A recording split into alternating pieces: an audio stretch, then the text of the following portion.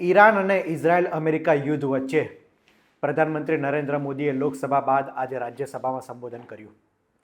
યુદ્ધ જો લાંબુ ચાલશે તો તેની અસર ગંભીર હશે અને દેશ પર પણ સંકટ આવી શકે છે તેવી નરેન્દ્ર મોદીએ ચેતવણી આપી.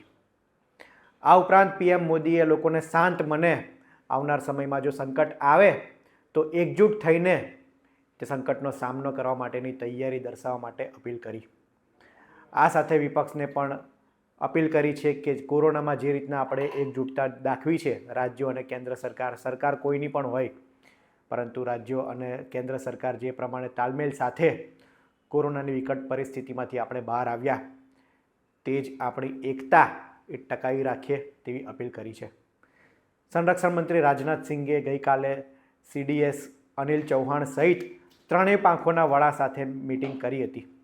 ત્યારે પ્રધાનમંત્રી નરેન્દ્ર મોદીએ પશ્ચિમ એશિયાની વર્તમાન પરિસ્થિતિને લઈને રાજ્યસભામાં આજે 21 મિનિટ સુધી ભાષણ કર્યું.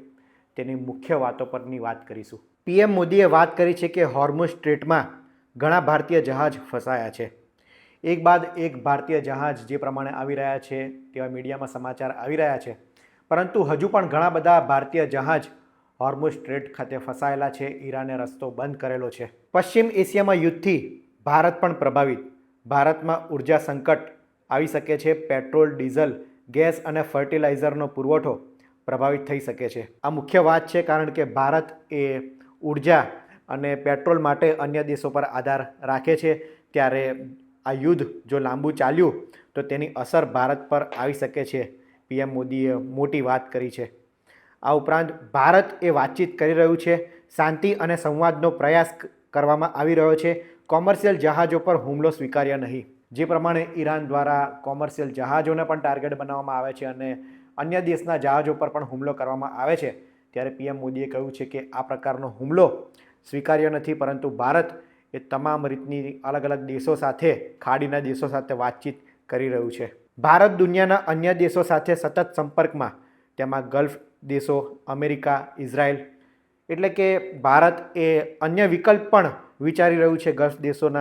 ગલ્ફના અન્ય દેશો છે તેના સંપર્કમાં છે, અમેરિકાના સંપર્કમાં છે, ઇઝરાયલના સંપર્કમાં પણ ભારત છે. લાંબા સમય યુદ્ધ ચાલશે તો ગંભીર અસર થશે. આ એક પીએમ મોદીએ એક ચેતવણી આપી દીધી છે કે જો યુદ્ધ લાંબુ ચાલે તો સ્વાભાવિક છે કે તેની અસર થાય અને ભારત પર પણ તેની અસર થઈ શકે છે. પેટ્રોલ ડીઝલના ભાવ વધી શકે છે, ગેસની અછત એ વર્તાઈ શકે છે. ભારતે આયાતના સ્ત્રોત વધાર્યા છે. પહેલાં 27 દેશો પાસેથી ઉર્જા લેતું હતું, હવે ભારત 41 દેશોમાંથી લેશે. જે પ્રમાણે આત્મનિર્ભરતાની વાત પીએમ મોદીએ કરી છે, આ સાથે જ અન્ય વિકલ્પ પણ ભારત વિચારી રહ્યું છે. પહેલાં 27 દેશ પાસેથી આપણે ઉર્જા લેવામાં આવતી હતી, હવે ઓઇલ, ક્રૂડ ઓઇલ, આ ઉપરાંત ઉર્જા પુરવઠો એ અન્ય દેશોથી પણ લેવામાં આવે છે. યુદ્ધ વચ્ચે ભારતીયોની સુરક્ષા સરકારની પ્રાથમિકતા છે. અત્યાર સુધીમાં 3.75 લાખથી વધુ ભારતીયોને સુરક્ષિત પાછા લાવવામાં આવ્યા છે. જે પ્રમાણે ઈરાન અને ઇઝરાયલ વચ્ચે યુદ્ધ શરૂ થયું હતું, ઘણા બધા ભારતીય યુવકો, ભણવા ગયેલા યુવકો છે, નોકરી અર્થે ગયેલા લોકો છે, તે દુબઈમાં ફસાયા હતા, સાઉદી અરબમાં ફસાયા હતા, કતારમાં ફસાયા હતા. આ ઉપરાંત ઈરાન, ઇઝરાયલ, ઘણા બધા લોકો ફસાયા હતા. તેને એક બાદ એક જે પ્રમાણેની ફ્લાઇટની અનુકૂળતા છે તે પ્રમાણે પાછા લાવવામાં આવ્યા છે. પીએમ મોદીએ આ પ્રમાણેની વાત કરી છે કે હજુ પણ ભારતીયો જે ફસાયા છે તેમને લાવવાની પ્રક્રિયા ચાલુ જ છે. પ્રધાનમંત્રી નરેન્દ્ર મોદીએ રાજ્ય સરકારને પણ ખાસ અપીલ કરી છે, કારણ કે કેન્દ્રમાં મોદી સરકાર છે પરંતુ અલગ અલગ રાજ્યમાં અલગ અલગ સરકાર છે, અલગ અલગ પક્ષની સરકાર છે.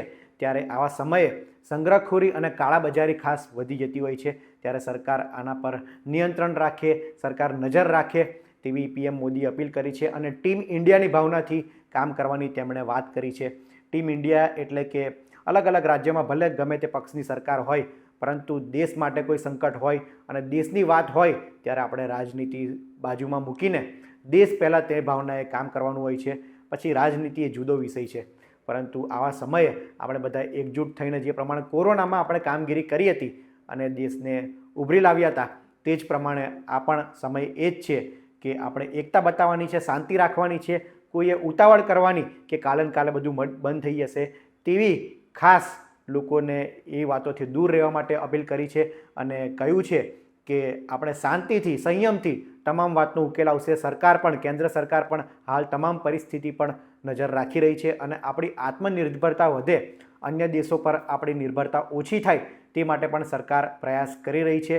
ત્યારે આ બધી વાતો પર સરકારે ખાસ લોકોને પણ અપીલ કરી છે અને રાજ્ય સરકારને પણ વિશેષ અપીલ કરી છે કે આપણે તાલમેલ સાથે કામ કરીશું તો આ પરિસ્થિતિમાંથી પણ આપણે ચોક્કસ એ બહાર આવી શકીશું. કોરોનાની પરિસ્થિતિ અલગ હતી, તેના નિર્ણયો અલગ હતા, આ પરિસ્થિતિ અલગ છે, આમાં આપણે અલગ લડાઈ લડવાની છે તેવું પણ પ્રધાનમંત્રી નરેન્દ્ર મોદીએ કહ્યું છે. ત્યારે દેશવાસીઓને ખાસ અપીલ કે આપણે એકજૂટ થઈને આ વર્તમાન પરિસ્થિતિ જે યુદ્ધની ઊભી થઈ છે તેમાંથી પણ ચોક્કસ એ ઉગામી આપણે શકીશું અને તેમાંથી બહાર આવી શકીશું. અને પીએમ મોદીએ રાજ્ય સરકારને ખાસ એવી પણ અપીલ કરી છે કે આ બધા વચ્ચે આપણો વિકાસનો વેગ ઓછો ન થાય અને લોકોને સુવિધા મળતી ઓછી ન થાય તેની પણ તેમણે ખાસ અપીલ કરી છે. ત્યારે આગામી સમયમાં હવે રાજ્ય સરકાર અને કેન્દ્ર સરકાર તાલમેલતા સાથે કામ કરે તે જરૂરી છે. આ વિડીયોમાં હાલ આટલું જ. આવા જ ઇન્ફોર્મેટિવ વિડીયો માટે વીટીવી પંચાયત જોતા રહો. ધન્યવાદ.